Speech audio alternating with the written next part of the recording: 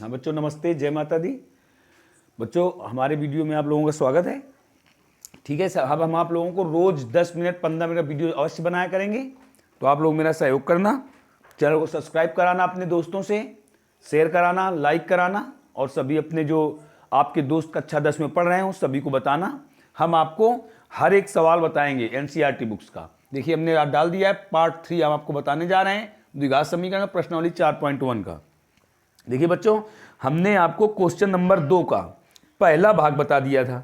अब दूसरा भाग है इनके। हमें क्वेश्चन नंबर 2 में क्या है, निम्न स्थितियों को द्विघात समीकरण के रूप में निरूपित करना है। ठीक है, तो दूसरा पहला क्वेश्चन हो गया था। दूसरा क्वेश्चन है, दो क्रमागत धनात्मक पूर्णांकों का गुणनफल 306 है। हमें पूर्णांकों को ज्ञात करना है, इसके लिए हमें द्विघात समीकरण बनाना है। ठीक है बच्चों, क्या कह रहा है क्वेश्चन? क्वेश्चन कह रहा है हमें, ठीक है, दो क्रमागत धनात्मक पूर्णांकों का गुणनफल 306 है। कह रहा दो क्रमागत धनात्मक पूर्णांकों का, दो क्रमागत धनात्मक, देखिए क्रमागत लिखा हुआ है, फिर इसके बाद लिखा हुआ है धनात्मक पूर्णांकों का। पूर्णांकों मतलब पूरा भाग, पूरा अंक। पूर्णांक का अर्थ होता है पूर्ण अंक। ठीक है, का गुणनफल कह रहा 306 है। तो आपको कह रहा हमें पूर्णांकों को ज्ञात करना है, इसके लिए आपको द्विघात समीकरण बनाना है। तो आप क्या लिखोगे? ये बच्चों क्वेश्चन नंबर 2 का सेकंड पार्ट है। आप लिखोगे माना कि दो क्रमागत धन पूर्णांक, एक आपने मान लिया x है, तो जानते हो आप, देखो कैसे क्रमागत धनात्मक पूर्णांक कौन कौन से होते हैं? क्रमागत धनात्मक पूर्णांक 1 2 3 4, एक क्रमागत, और धनात्मक और पूर्णांक भी। देख क्रमागत है, क्रम से हैं 1 2 3 4 5 6 7, ऐसे पूरी गिनती क्रम से है ये। और इसके बाद पूर्णांक भी हैं, धनात्मक भी हैं। अब आप देखिए इनमें क्या खासियत है, हर एक पूर्णांक में एक का अंतर है कि नहीं? देखिए 1 और 2 के बीच में एक का अंतर, 2 और 3 के बीच में एक का अंतर, 4 और 5 के बीच में एक का अंतर। तो बच्चों हम क्या लिख देंगे? पहला पूर्णांक यदि x हुआ तो दूसरा क्या हो जाएगा? x प्लस 1 हो जाएगा। हो जाएगा। अब प्रश्नानुसार क्या कह रहा हमसे? प्रश्नानुसार क्वेश्चन कह रहा है कि इनका गुणनफल x इंटू एक्स प्लस 1, इनका गुणनफल कितना है? 306 है। यही कहा है क्वेश्चन ने। तो अब आप इनका गुणा कर दोगे, क्या आ जाएगा? एक्स स्क्वायर प्लस एक्स बराबर 306। तो हो जाएगा x square plus x minus 306 बराबर 0 हो जाएगा। तो ये क्या हो गया? जो अभीष्ट द्विघात समीकरण है। लग गया बच्चों? ये क्वेश्चन आपका देखिए दूसरा पार्ट हो गया। कितना आसान सा क्वेश्चन है। क्वेश्चन था बच्चों हमें द्विघात समीकरण बनाना था। ठीक है, क्वेश्चन था दो क्रमागत धन पूर्णांकों का गुणनफल 306 है। ठीक है, हमें पूर्णांकों को ज्ञात करना है, इसके लिए हमें द्विघात समीकरण बनाना था। तो हमने मान लिया, माना कि दो क्रमागत धन पूर्णांक x और x प्लस 1 है। देखिए हमने x प्लस 1 लिखा है, x प्लस 2 नहीं लिखा। क्यों? क्योंकि हम जानते हैं दो पूर्णांकों के बीच में, दो क्रमागत पूर्णांकों के बीच में एक का अंतर होता है। दो क्रमागत पूर्णांकों के बीच में एक का अंतर होता है, इसलिए हमने एक x लिखा है और दूसरा x प्लस 1 लिख दिया। अगर मान लीजिए आप लेते हैं x प्लस 1, तो यहां हो जाएगा x प्लस 2। तो आप x मानेंगे, दूसरा x प्लस 1 मानेंगे, और शर्त हमें दी है दोनों पूर्णांकों का गुणनफल 306 है। आपने इनका गुणा कर दिया, x इंटू एक्स हुआ एक्स स्क्वायर, x इंटू 1 हुआ प्लस x बराबर 306। ये प्लस का 306 इधर आके माइनस का हो गया, बस यही अभी समीकरण हो गया। अब बच्चों देखिए तीसरा पार्ट क्या है। तीसरा पार्ट बहुत अच्छा है, आप ध्यान देना, क्वेश्चन पढ़ रहे हैं। तीसरा पार्ट है बच्चों, रोहन की मां उससे 26 वर्ष बड़ी है, उनकी आयु का गुणनफल अब से 3 वर्ष पश्चात 360 हो जाएगी। हमें रोहन की वर्तमान आयु ज्ञात करनी है। बच्चों ध्यान से सुनो, कह रहा है रोहन की मां रोहन से 26 वर्ष बड़ी है। रोहन की मां उससे 26 वर्ष बड़ी है। किससे? रोहन से 26 वर्ष बड़ी है। फिर कह रहा है उनकी आयु का गुणनफल 3 वर्ष पश्चात, 3 वर्ष बाद बोल रहा है। उनकी आयु का गुणनफल 3 वर्ष बाद कितना हो जाता है? 360 हो जाएगा। तो हमें कह रहा है तो हमें रोहन की आयु ज्ञात करनी है। तो आप क्या लिखोगे, थर्ड पार्ट है, आप लिखोगे माना कि रोहन की आयु बराबर x वर्ष। तो मां की आयु बच्चों कितनी हो जाएगी, मां की आयु कितनी हो जाएगी, 26 वर्ष बड़ी है मां, कह रहा ना रोहन की मां उससे 26 वर्ष बड़ी है। तो यदि रोहन की आयु मान लीजिए 4 वर्ष है तो उसकी मां की आयु कितनी होगी, 30 वर्ष होगी। क्यों, क्योंकि वो 26 वर्ष बड़ी है। तो ऐसे यदि रोहन की आयु x वर्ष है तो उसकी मां की आयु क्या होगी, आप x में 26 जोड़ दोगे तो क्या हो जाएगा, x प्लस 26, ये हो गया आपका वर्ष। अब क्या रहा, क्वेश्चन ने क्या कहा है, क्वेश्चन ने कहा है 3 वर्ष बाद रोहन की आयु और उसकी मां की आयु का गुणनफल। ठीक है, कितना है, 360 है। तो देखिए प्रश्नानुसार 3 वर्ष बाद रोहन की आयु इंटू 3 वर्ष बाद मां की आयु बराबर 360। ठीक है बच्चों, 3 वर्ष पश्चात का है उसने, तो 3 वर्ष पश्चात का मतलब बाद होता है बच्चों। ठीक है, अब आप जानते हो अच्छी तरीके कि अभी यदि रोहन x वर्ष का है तो 3 वर्ष पश्चात कितने वर्ष का हो जाएगा। जैसे अभी आप मान लीजिए 10 वर्ष के हैं तो 3 वर्ष पश्चात कितने वर्ष के हो जाएंगे, 13 वर्ष के हो जाओगे ना।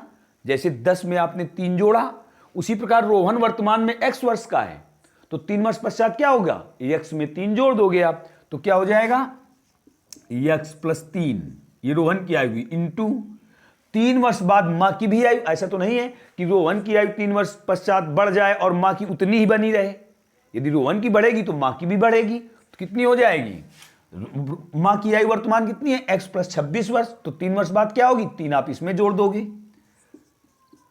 26 प्लस 3 बराबर कितना है, 360। अब आप इनका गुणा कर दो, x प्लस 3 x प्लस 29 बराबर 360। अब आप गुणा करोगे तो क्या हो जाएगा, x square plus 3x plus 29x और प्लस 87 बराबर 360 हो जाएगा, हो जाएगा। तो x स्क्वायर प्लस 29 और 3 32x हो जाएगा बच्चों। और ये धन का 360 है, कितना हो जाएगा, इधर आकर के माइनस का हो जाएगा। अब आप इसको सरल कर दो तो x square plus 32x minus, घटा दीजिए, 10 में 7 गया, कितना बचा, 3, यहां बचे 5, 15 में 8 गया, बचा करके 7 और यहां बचा करके 2 बराबर 0। जो अभिष्ट द्विघात समीकरण आप जानते हो, जो द्विघात समीकरण है। तो बच्चों ये आपका देखिए तीसरा पार्ट भी कंप्लीट हो गया। ठीक है, अब चौथे पार्ट में आ जाइए।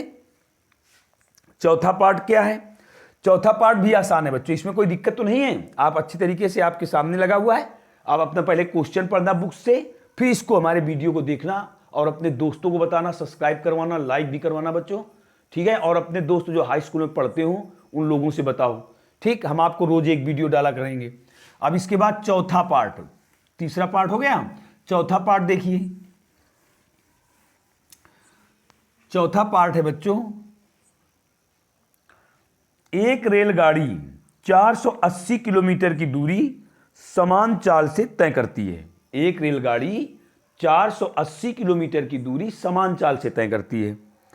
यदि उसकी चाल 8 किलोमीटर प्रति घंटा कम होती, ठीक है, तो वह उस दूरी को तय करने में 3 घंटे अधिक लेती। हमें रेलगाड़ी की चाल ज्ञात करनी। देखिए बच्चों ध्यान से सुनो, कह रहा एक रेलगाड़ी 480 किलोमीटर की दूरी समान चाल से तय करती है। ठीक है, कह रहा है यदि रेलगाड़ी की चाल 8 किलोमीटर प्रति घंटा कम होती तो उतनी ही दूरी तय करने में वह 3 घंटा समय अधिक लेती।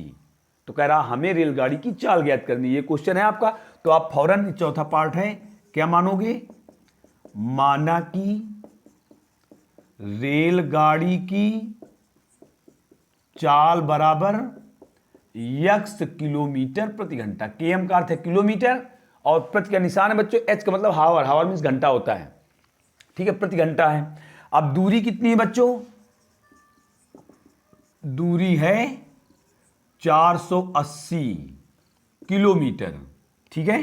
तो आप पहले समय निकालिए, समय क्या हो जाएगा, दूरी बटे 4 होता है बच्चों, तो कितना हो जाएगा 480 बटे x घंटा, ये हो गया बच्चों, ठीक है। फिर प्रश्नानुसार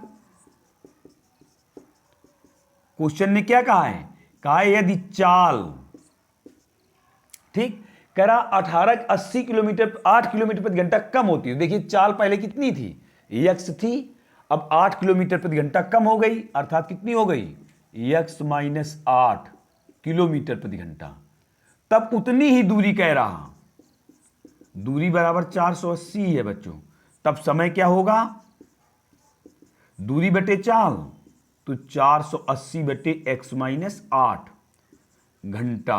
तो देखो बच्चों ये क्वेश्चन आपका है, समय बराबर दूरी बटे चाल, और ये भी समय है। तो देखिए कौन सी चाल ज्यादा है, ये चाल ज्यादा है, ये कम है, तो किसका समय अधिक होगा, कौन सा बड़ा होगा, तो ये आपका बड़ा होगा समय। देखिए दोनों भिन्नों के हर बराबर हैं, अंश बराबर हैं, जब दोनों भिन्नों के अंश बराबर होते हैं तो जिसका हर छोटा होता है वह भिन्न बड़ी होती है। तो देखिए ये हर छोटा है हमारा, तो ये बड़ा है और ये छोटा है, तो इन दोनों का अंतर कितना है, क्वेश्चन ने बताया है 3 घंटा है। कह रहा है जब चाल इतनी थी, समान चाल चल रहा था, ठीक है, तो कोई बात नहीं, समान समय में दूरी तय किया। फिर इसके बाद कह रहा है चाल इतने किलोमीटर 8 किलोमीटर प्रति घंटा कम हो जाती, तो कह रहा है तब वह दूरी 3 घंटे अधिक समय में तय करता, तो अर्थात दोनों समयों का अंतर कितना है 3 घंटा है। तो प्रश्नानुसार 480 बटे x माइनस 8 माइनस 480 बटे x बराबर 3। अब बच्चों इसमें आप एलसीएम ले लोगे, 480 देखो कॉमन हो गया कॉमन, इसमें एलसीएम ले लो आप, x माइनस 8 एलसीएम हो जाएगा, तो x का गुणा इधर करोगे आप तो x आ जाएगा, 480 हमने कॉमन ले लिया था तो यहां तो एक ही बचेगा, इसका गुणा आप इधर करोगे तो आ जाएगा माइनस x, और माइनस माइनस गुणा प्लस, ये माइनस पहले से है ना, तो माइनस माइनस गुणा हो जाएगा प्लस बराबर 3, ये x से x कट जाएगा, कितना आया 480 इंटू 8, देखिए 8 का इसमें गुणा हो जाएगा, बटे x स्क्वायर माइनस 8x बराबर 3। देखो बच्चों 3 से 1 कट जाएगा, 3 एक गुणा इधर भाग हुआ, 3 एक कम 3, और यहां कट जाएगा तो आ जाएगा 160 आ जाएगा। अब आप गुणा कर दीजिए तो 16 8 128 बराबर x स्क्वायर माइनस 8x। अब देखिए x स्क्वायर पॉजिटिव है तो आप इसको उधर ले जाओ, क्या हो जाएगा 0 बराबर x square minus 8x minus 1280।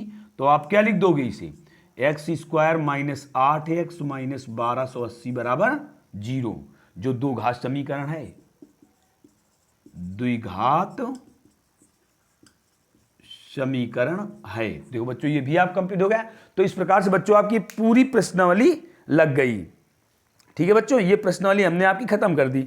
अब आपको ये करना है कि अब हम जब कल आपको वीडियो बनाएंगे तो 4.2 प्रश्नावली गुणनखंड के क्वेश्चन बताएंगे, गुणनखंड विधि से द्विघात समीकरण के मान ज्ञात करना, ठीक है बच्चों। अब अपने सभी दोस्तों से मेरे चैनल को सब्सक्राइब कराओ, लाइक कराओ, शेयर कराओ, और अपने सभी दोस्तों को बताओ हमारे वीडियो को पढ़ो, ठीक है बच्चों।